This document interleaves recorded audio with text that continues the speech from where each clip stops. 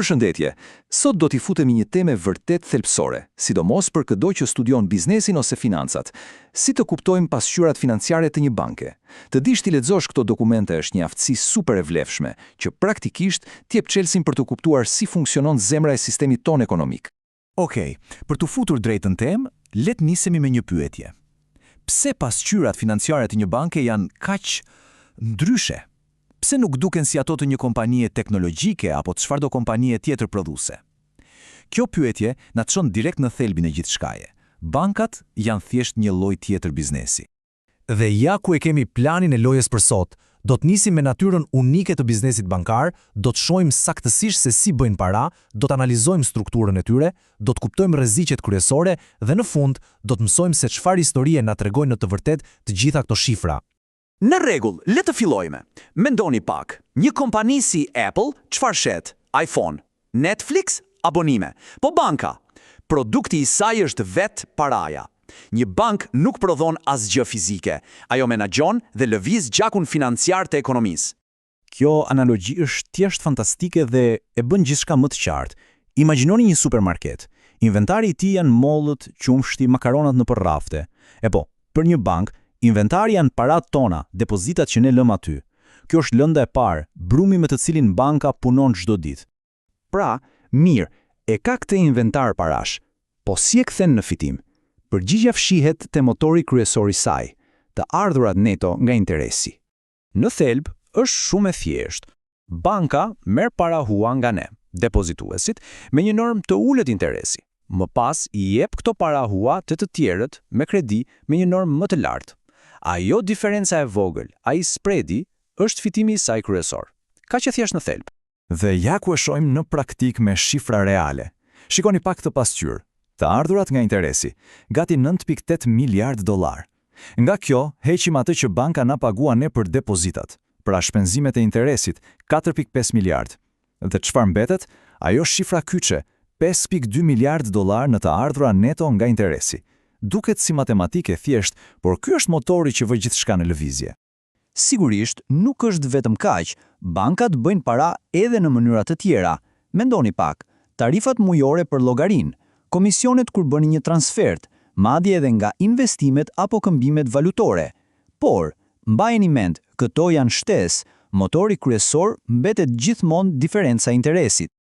Okej, tani le të kalojmë te pasqyrat tjetër kyçe, bilanci.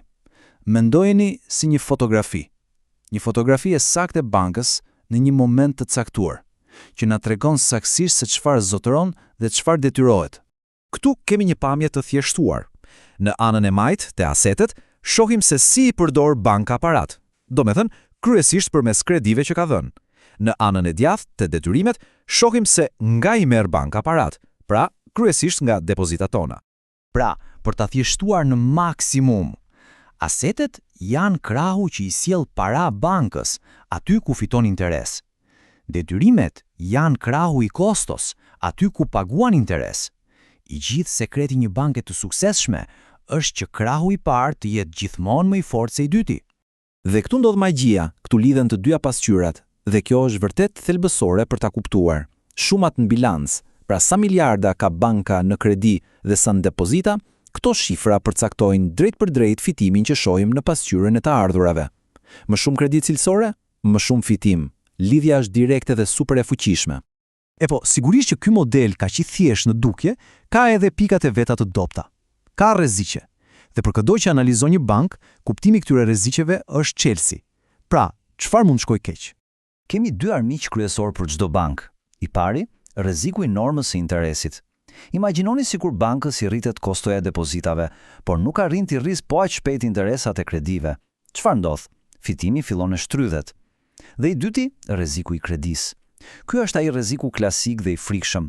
Çfarë ndodh nëse njerëzit nuk i kthen paratë që kanë marrë borxh? E po, si mbrohet banka nga ky rrezik? Ktu futet në lojë një koncept që duhet ta mbani mend. Provizioni për humbjet nga kreditet. E di, emri tingëllon teknik, por mendojeni kështu. Është si një fond emergjence. Banka lëmën janë disa para nga fitimet e sotme, duke pranuar që disa kredi në të ardhmen thjesht nuk do të kthehen. Procesi mund të duket pak i komplikuar, por ndiqni me vëmendje. Hapi i parë. Provizioni regjistrohet si një shpenzim, pra ul fitimet e këtij viti. Hapi dytë, këto para nuk zhduken, por shkojnë në një ark të veçantë të bilanc, një fond rezerve. Hapi tretë, kur një kredi e caktuar nuk paguhet më, banka e heq nga kjo ark rezerve pa prekur fitimet e asaj periode. Është një sistem i zgjuar për të amortizuar goditjet. Okej, le t'i hedhim një sy shifrave për ta kuptuar më qartë. Ky fond rezerve, që teknikisht quhet alokim, funksionon kështu.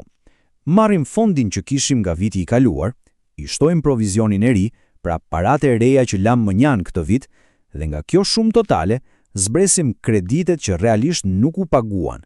Ajo që mbetet është fondi ynë i ri rezerve për të përballuar humbjet e ardhshme. Deri tani, kemi parë pjesët e veçanta të puzzle-it. Tani është momenti t'i bashkojmë të gjitha. Sepse, siç e tham, këto pasqyra nuk janë thjesht numra. Ato tregojnë një histori, dhe ne duam të dimë si ta lexojmë atë histori. Në fund të ditës, kjo është ideja kryesore. Kur i shikon të gjitha bashk, këto pasqyra financiare të japin një pamje të plotë e të detajuar. Ato janë si një skaner mjekësor për shëndetin e bankës, duke treguar se sa mirë po performon dhe sa e gatshme është për sfidat që e presin. Dhe pse ka kaq shumë rëndësi e gjithë kjo? Sepse këto dokumente nuk lexohen vetëm nga profesorët e financës. Jo, i lexojnë menaxherët e bankës për të kuptuar ku po shkojnë.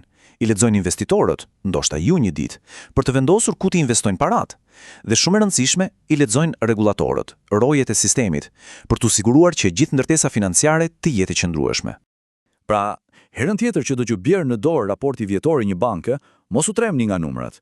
Kërkoni historinë që fshihet pas tyre. Tani që njihni gjuhën bazë, jeni të pajisur për ta kuptuar. Çfarë historie po tregon banka juaj?